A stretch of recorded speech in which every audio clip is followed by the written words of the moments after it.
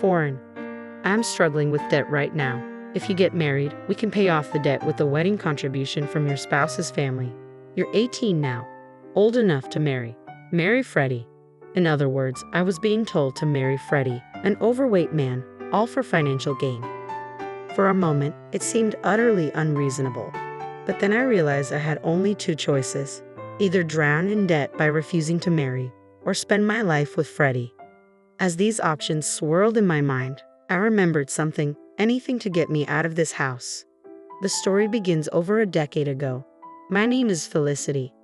Growing up, I was treated terribly by my parents. My father died in a car accident when I was 3. He was a very kind man, but Mom apparently didn't care for him much. I have no memories of being loved by her, probably because I resembled my father.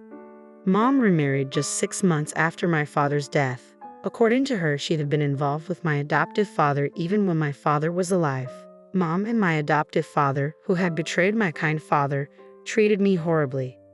I was treated as if I didn't exist, and my pleas were always ignored.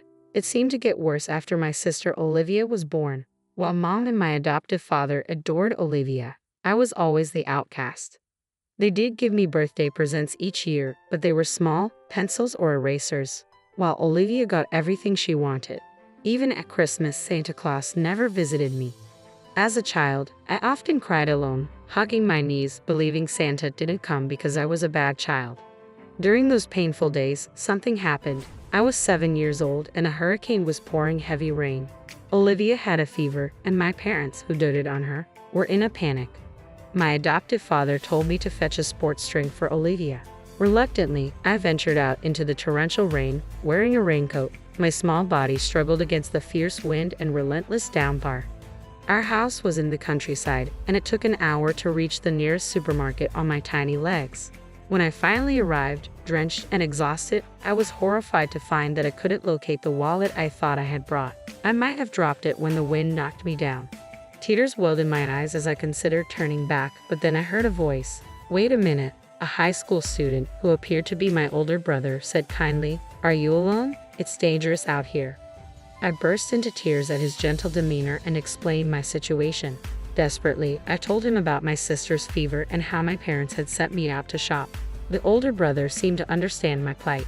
"You don't need to worry about your wallet," he said kindly. "I'll help you with the shopping." He assisted me with all my purchases. Despite losing my wallet and being unable to pay a single dollar, he reassured me not to worry and even gave me the change I needed. He also took me close to home in a taxi. For the first time in a long while, I felt the warmth of kindness from a stranger. "Thank you, big brother," I said from the bottom of my heart as I exited the taxi. His gentle smile left a lasting impression on me. Having endured such a childhood, I turned 18. As a child, I was always constrained by being treated differently from my sister. Now, as an 11th grader, my primary issue was money. Mom and my adoptive father were initially against me going to high school, deeming it a waste of money. But I insisted on continuing my education under the condition that I would contribute $1,000 to the family each month. The money I earned from part-time jobs barely covered living expenses. As an 11th grader, I had to balance studying for college entrance exams with my part-time job, and I was constantly busy. Mom and my adoptive father probably wouldn't fund my college education, so I dedicated all my time to working and studying to secure a scholarship. One day, Olivia, now in the 8th grade, came home beaming with excitement. Listen, I got scouted by the entertainment industry." She proudly placed a business card from an entertainment company on the dining table. Mom and my adoptive father were thrilled. "Olivia is so cute," they said. "We're delighted she's been noticed. She has such a sparkle. Having a daughter become a celebrity is amazing. You're nothing like your big sister, but that's just fine." I was always much cuter than my older sister Olivia, yet our parents, who had always looked down on me and showered Olivia with praise, compared us at every opportunity. This time, Olivia arrogantly asked, "You think so too, don't you, big sister?" I replied with a resigned yes, knowing that arguing would only lead to more trouble. Olivia was supposed to join the entertainment industry, but months passed with no word from her. Our parents, initially puzzled by the constant charges for lessons and membership fees, eventually discovered that the entertainment agency was a scheme and had vanished, leaving them with a debt of $20,000. While our parents were frantic, I calmly paid my monthly contribution of $1,000 and focused on my studies. I was determined to escape this house by any means necessary. With that goal in mind, I threw myself into my part-time job and studies. A few weeks later, as I came home, I heard an unfamiliar voice coming from the living room. Curious, I was about to head up to my room when I heard my adoptive father call for me. I peeked into the living room and saw two unfamiliar men with him. One was about the same age as my adoptive father, and the other was a very large man, sweating despite the air-conditioned room. My adoptive father introduced them. "This is Mr. Newell. Say hello." "Ah, nice to meet you," I said hesitantly. The two men smiled and looked at me. Mr. Newell was a well-known, prominent landowner in the area. I wondered what such important people were doing in our house. As if reading my thoughts, my adoptive father made an outrageous announcement. "Mr. Newell's son, Freddie, is your fiancé. Be polite." Startled, I raised my voice, prompting my adoptive father to look flustered as he pulled me into the hallway. "What's going on?" I demanded. He spoke in a hurried whisper. "We're in serious debt. If you marry Freddie, we can pay off the debt with the wedding contribution from his family. You're 18 now and can marry. You need to marry Freddie." In other words, I was being told to marry that overweight man, Freddie, purely for financial reasons. At first, it seemed utterly unreasonable, but I soon realized I had only two choices: accept the marriage and live with Freddie, or refuse and face a future of crushing debt. The thought of escaping this house was all-consuming. "Are you finished?" Mr. Newell, who had been waiting in the living room, asked anxiously. "Will you marry our Freddie?" With a forced smile, I replied, "Yes, gladly." So, that very day, I was to marry Freddie. I was told to move into Freddie's house immediately and was sent out with only my study materials. Freddie, noticing my lack of belongings, asked, "Don't you have any clothes or anything?" I had never owned any cute clothes, so I simply said, "That's all I have." Freddie's eyebrows furrowed in concern. Mr. Newell, my father-in-law, was a well-known landowner whose name I recognized, but he was very friendly. His car drove through a large gate and into a sprawling estate before stopping in front of a solitary house. "This is a separate house I built for Freddie when he married," Mr. Newell explained. "Since Freddie couldn't find a spouse until now, I'm glad someone as wonderful as Felicity is marrying him." He briefly explained the arrangement and then said, "I'll leave it to the young couple now," before leaving Freddie and me alone. Suddenly, I was alone with Freddie, facing an uncertain future. I felt a bit wary of Freddie, but he calmly showed me around the separate house. As he led me to a spacious room furnished with comfortable furniture, he said, "This is your room, Felicity. The lock works from the inside, and if you're worried, don't hesitate to ask for a key change. I promise I won't lay a finger on you." He continued, "I've informed your parents that we'll cover your high school expenses, so you can reduce your part-time job hours if you can. If you want to go to college, I'll support that too." I was taken aback by Freddie's unexpectedly considerate treatment. He even mentioned that he had no intention of getting a marriage license, suggesting that we have a common-law marriage. He added that if I found another man I liked, I was free to pursue that relationship. Surprised by how much this arrangement exceeded my expectations, I couldn't help but ask, "What's the purpose of this marriage? It seems like I'm the only one benefiting from this."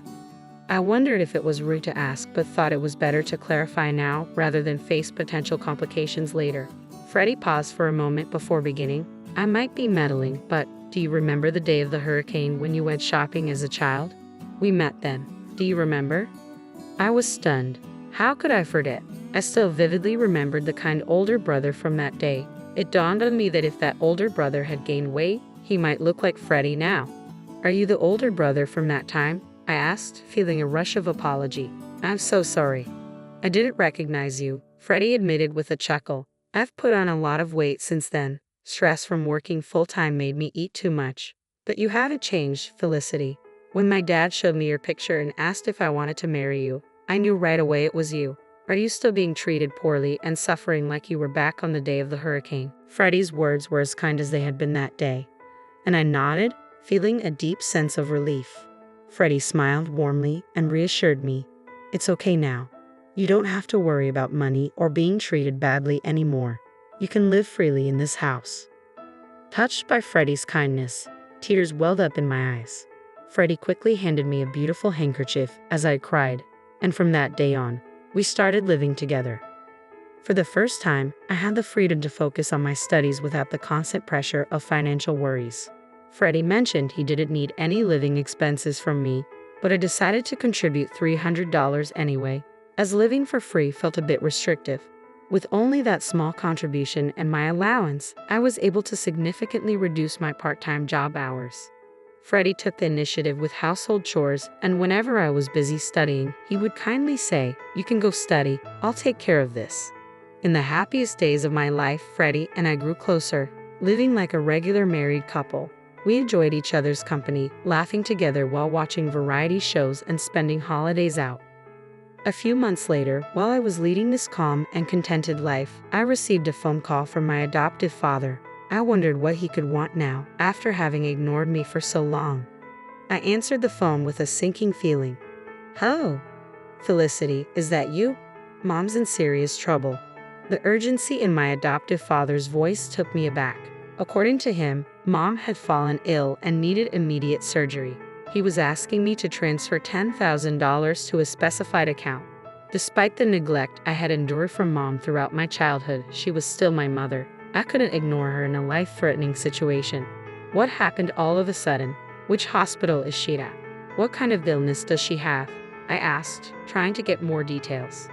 There was a noticeable hesitation in my adoptive father's voice. Well, it's the hospital, but..." His flustered response set off alarm bells. He couldn't even name the illness, which seemed highly suspicious. "You're lying, aren't you? Enough with these games. Don't call me with such nonsense." "Wait, okay, I admit it, I lied. The truth is, I had an accident recently and I'm being billed $10,000. He explained that he had crashed his car and the person he hit was a dangerous individual. Now he faced $10,000 in repair and medical bills and claimed he couldn't afford it. My irritation with him grew. "You're probably lying again." "It's true this time, I swear. Please, Felicity, ask Freddie to transfer the $10,000. You're all we have left." I snapped at my adoptive father's desperate plea. "Don't mess with me. I can't believe you called after all this time just to ask for money. Neither you nor Mom ever cared about me, not even once. And now you want me to help you? That's too convenient. No matter what you say, I have no intention of transferring the money. Goodbye." Ignoring his pleas for me to wait, I hung up and blocked the numbers of my adoptive father, Mom, and Olivia. A few weeks later, as I happened to pass by my family's old house, I noticed it was vacant. A gossip-loving neighbor approached me, revealing that the story about hitting a dangerous individual's car was true. According to her, my parents and Olivia had secretly packed their bags and left the house at night. They must have fled and were likely living under the radar now. Living in constant fear must have been incredibly stifling, but I felt a deep sense of relief. Meanwhile, I was living my happiest days. I had completely fallen in love with Freddie. Although he was 10 years older than me, he had been hesitant about dating me. However, my persistent confessions led to us deciding to start dating once I graduated from high school. Freddie even took time off work to attend my graduation ceremony. As Freddie joined me in improving my eating and exercise habits, he slimmed down to his original figure and transformed into a handsome man. My friends were envious when I proudly introduced him as my boyfriend. After graduation, Freddie and I officially registered our marriage. When I expressed my desire to marry him, Freddie agreed, and we submitted the marriage registration. Although it would take some time for the marriage certificate to be issued, we were now officially married, not just in a common law sense. On the way home from the city hall, we held hands for the first time. I laughed at Freddie's adorable shyness, and he said, "Now that you're my wife, Felicity, you can be swayed by any handsome boys you meet in college." I thought I was the only one in love, but it seemed Freddie loved me just as much. I found it so endearing that I burst into laughter. There was no way that could happen. Of all the people I've met, Freddie is the most handsome.